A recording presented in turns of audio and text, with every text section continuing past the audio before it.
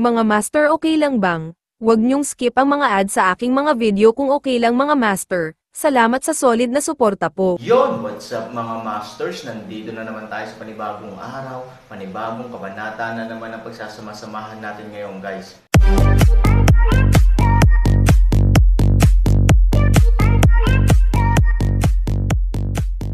Bali mga masters, kung bago ka pa lang po sa aking YouTube channel, please click the subscribe button, lalong-lalo na po yung notification bell, guys, para maging connected pa rin tayo sa isa't isa at maging updated kayo sa mga susunod ko pang video.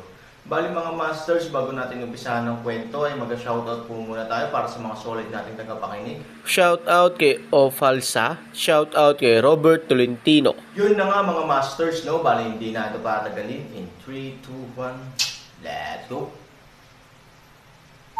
Kuya, traidor ka. Stop doing those shady tricks. And you, what is your name, Chanho, right? Kayong dalawang ahas at daga ay naninirahan sa isang pugad. Akala mo ba hindi ko alam? Tumatakbo sa piitan na ito, halata namang wala kang balak na bitawan ako. Malakas ang boses ni Han Sanchen pero halatang mahina. Nang marinig ang boses ni Han Sanchen, biglang nakahinga ng maluwag si Huya. Minsan, may mga taong ganito. Ang pagsasabi lang ng isang salita o kahit na paghinga sa tabi mo ay makapagbibigay sa iyo ng ganap na pakiramdam ng seguridad. Tsaka, halatang nang magsalita si Han Sanchen sa oras na ito, sinadya niyang sagutin ang tanong para sa kanya. Hindi niya ito may tanong. Haha, Han Sanchen, we are from different camps, so natural lahat tayo magkaaway, and we deal with each other, isn't this normal? Malamig na ngumiti si Chanho. Parang pinahirapan ka ng kapatid ko na kaya mo pa sa sandaling ito, say. Humigop ng higop si Han Sanchen at nanunuya, kung ayaw mong kunin sa akin ang sikretong libro, paano kayong mga bastos na magsasabi sa akin? Anong ginagawa mo dito? Now that you've said it, I'm too lately to talk nonsense to you. You know very well what we want. If you hand over Masunurin, we might be able to let you go and let you die if we are in good mood, be at ease. But if you don't say anything, I think you can not only have a taste of my brother's method but also think of my brother's ways in that. Tungkol dito, binigyan kita ng isang kalamangan. Nang marinig ang pagbabante ni Chanho, malamig na bamantong hininga si Han Sanchen at walang sinabi. Dali-daling tumulong si Huya at sumigaw, Han Sanchen, dahil pinabalik ka na ng aking mga tao, tila pumayag ka sa aking kahilingan at handang ibigay ang lihim na aklat. Ipinapayo ko sa iyo na huwag masyadong malupit dito, o mangyaring magpaliwanag ng mabilis. I fell into your hands today. Ako, Han Sanchen, walang masabi. Chanho, gusto kitang makausap, sabi ni Han Sanchen. Malamig na sinabi ni Chanho, ano ang kailangan mong pag-usapan? Matapos magsalita, sumulyap si Chanho kay Huya, at saka sinabi kay Han Sanchen, kapatid ko na ngayon si Huya, hindi tagalabas. Kung may gusto kang sabihin, sabihin mo lang dito. Tumango si Han Sanchen, okay, makinig ka lang. I have many God-level secret books with me. I believe that the traitor Huya have already told you all without me tell you. Yes, this is a fact. I do have a lot of God-level skills, but I am really more powerful. It is a method that I still study and researching, which can completely surpass the God level. Siyempre, alam ko rin ang ilang exercises na mas makapangyarihan pa kaysa sa God level. Bagamat ikaw at ako ay hindi kailanman nagkaroon ng direktang pakikipag-ugnayan sa isa't isa, sa palagay ko ay marami kang narinig tungkol sa aking mga gawa, at may mga hindi mabilang na bagay na labag sa kalooban ng langit. Sumulyap si Chanho sa kanyang mga nasasakupan, na tumango rin patungo kay Chanho. Ito ay talagang totoo. Maraming laban na dapat sugpuin ay makakamit ang iba't ibang kontra-atake sa Han Sanchen. Ito ay talagang hindi isang beses o dalawang beses na bagay, ngunit ilang beses. Wala itong kinalaman sa swerte, puro kakayahan lang. So ano? Paano? Han Sanchen smiled disdainfully, kung hindi ko sinabi sa iyo, hindi mo malalaman ito sa lahat. Maaari ko lang sabihin sa iyo ang Diyos level na mga kasanayan, tama. Chanho, I'm in trouble this time. The most disgusting thing is Huya, a slave with a double surname. I hate him to the core, so I make a deal with you. Kung tutulungan mo akong patayin ang traidor na Huya, I will. How about I tell you these secrets that transcend the divine level? Pagkarinig nito, biglang kumislap ang mga mata ni Chanho sa katakawan. Kung matutunan mo ang super god level na kakayahan ni Han Sanchen, sino ang maglalakas loob na guluhin siya sa hinaharap?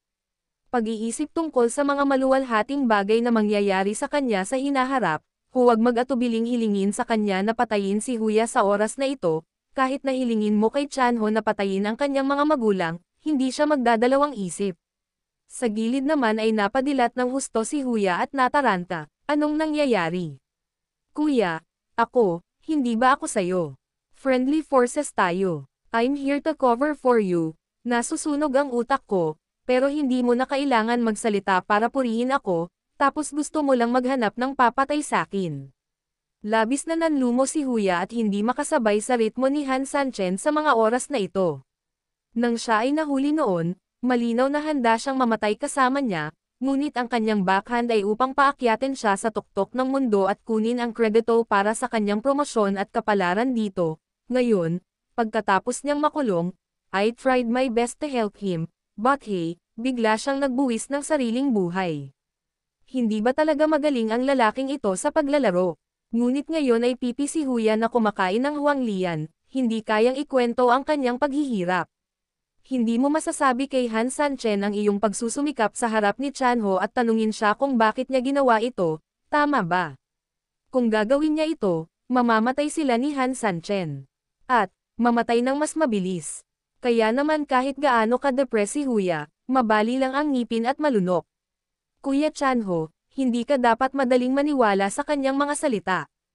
Ikaw at ako ay magkapatid, at malinaw na sinusubukan niyang maghasik ng hindi pagkakaunawaan. Totoo naman na may mga transcendent skills siya, but so what? Wala ba kayong mga kapatid na lalaki para mapilitan siyang magsalita? At kung papatayin mo ako, paano mo ito ipapaliwanag sa mga matatanda? Napakunot ang noo ni Chanho nang marinig ang mapilit na salita ni Huya. Sa totoo lang, wala siyang pakialam sa kapatiran. Ngunit si Huya ay hinawakan ang pinakakritikal na punto. Si Huya ay nakagawa lamang ng magagandang tagumpay, at halatang may lugar siya sa mga matatanda. Kung namatay siya ng hindi inaasahan at nasa base camp pa rin siya, natural na hindi siya makakatakas sa maingat na investigasyon. Pagkatapos ng maingat na pagsisiyasat, hindi kailanman nagsapalaran si Chanho at naisip na maiiwasan niya ang pagtuklas.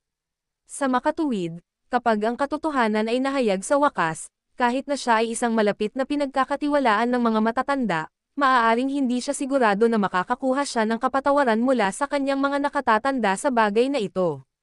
Ito ay isang drama ng pagpatay ng 1,000 mga kaaway at pagkasira ng iyong sarili ng 800. Kung mamatay ka, ano ang silbi ng pag-aaral ng anumang mahiwagang pamamaraan? Wala siyang lakas ng loob na makipag-away sa kanyang mga nakatatanda o maging lantarang maging kaaway sa pamamagitan lamang ng pag-aaral ng ilan sa mga transcendental na kakayahan ni Han Sanchen. Kahit gaano pa siya katanga, hindi ba si Han Sanchen ang pinakamagandang aral na matutunan sa iba? Sa pag-iisip nito, ngumiti si Chanho ng mapagkunwari, Kuya Huya, bakit ka nababalisa? Gaya ng sinabi mo, ikaw at ako ay magkapatid. Ang kapatiran ay nagkakahalaga ng libu-libong ginto, nais ng isang Han Sanchen na gamitin ito para sa ilang pakinabang, suhulan mo lang ako, baka panaginip lang to. Matapos ang kanyang mga salita, tumingin si Chanho kay Han Sanchen sa piitan at sinabi, Han Sanchen, hindi ako papayag sa iyong kahilingan, ngunit mayroon akong isa pang mungkahi na maaari mong pakinggan. Basta masunurin mong ibigay ang mga super god level skills na nabanggit mo, masisiguro namin ni Huya na bago ka mamatay sa lason. Hindi ka lang mabubugbog sa piitan, kundi mas mabubuhay ka pa kaysa sa emperador, komportable, ano sa tingin mo? Han Sanchen, kung gusto mong maging matalino, pumayag ka lang sa mga kondisyon ng Commander-in-Chief ko. Alam mo ang sakit ng nakakalason na sakit, kung papayag ka, hindi lang kami makakapagpadala ng mga tao para pagsilbihan ka at asikasuhin ang iyong pagkain at pang-araw-araw na buhay, ngunit higit sa lahat, I can provide you with some secret medicines. Although these secret medicines certainly cannot help you detoxify the pains, they can also detoxify. Han Sanchen, mamamatay ka pa rin. I advise you to enjoy the rest of your life. Maliban na ang aking commander-in-chief ay maaaring magbigay sa iyo ng katangi-tanging pagtrato, walang ibang lugar. Ilang tagasunod ng Chanho ang isa-isa ring kinukumbinsi si Han Sanchen. Ilang beses gustong magsalita ni Huya, pero saglit na hindi niya talaga alam ang sasabihin.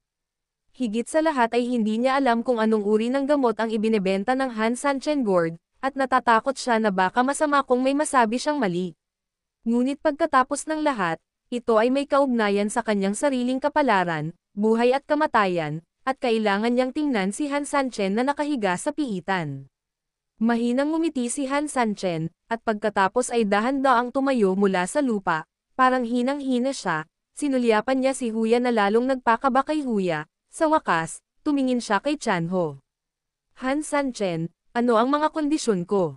Inaabangan din ito ni Chanho. Ngunit nagpipigil siya at sinusubukan ang kanyang makakaya upang matiyak na hindi siya mapapansin ni Han Sanchen.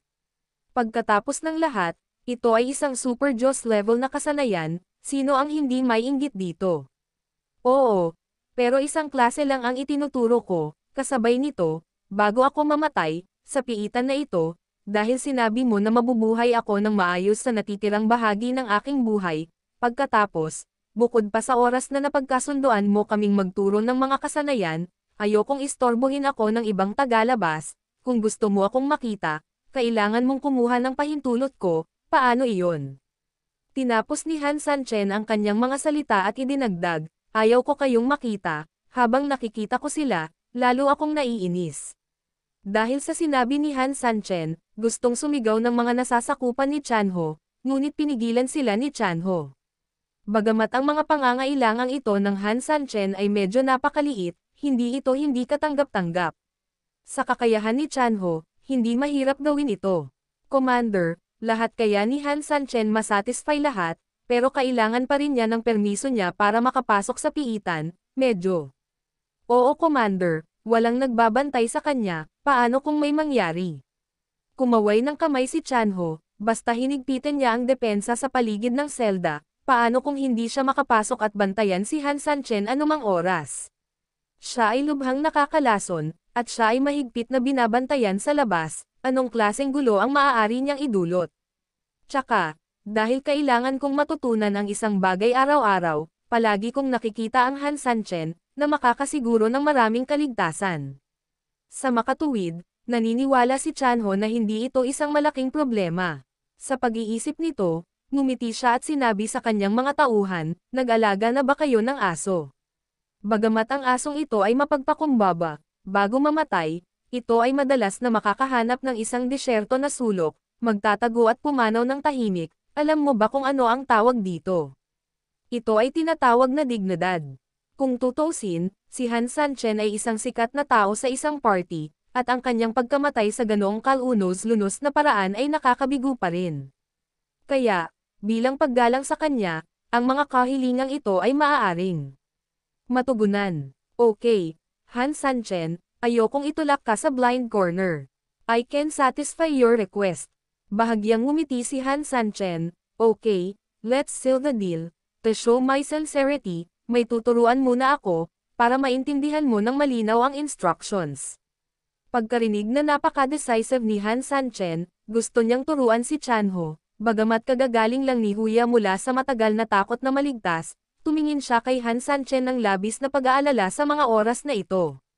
Gayunpaman, bago tayo magsimula, nais kong sabihin na ang itinuturo ko ay para lamang sa iyo, sabi ni Han Sanchen. Kapatid ko siya, bakit hindi? Sabi ni Chanho. Wala man lang siyang pakialam, magkapatid lang sila ni Huya, kaya natural na kailangan niyang gawin ang ganoong bagay para maligtas ang mukha.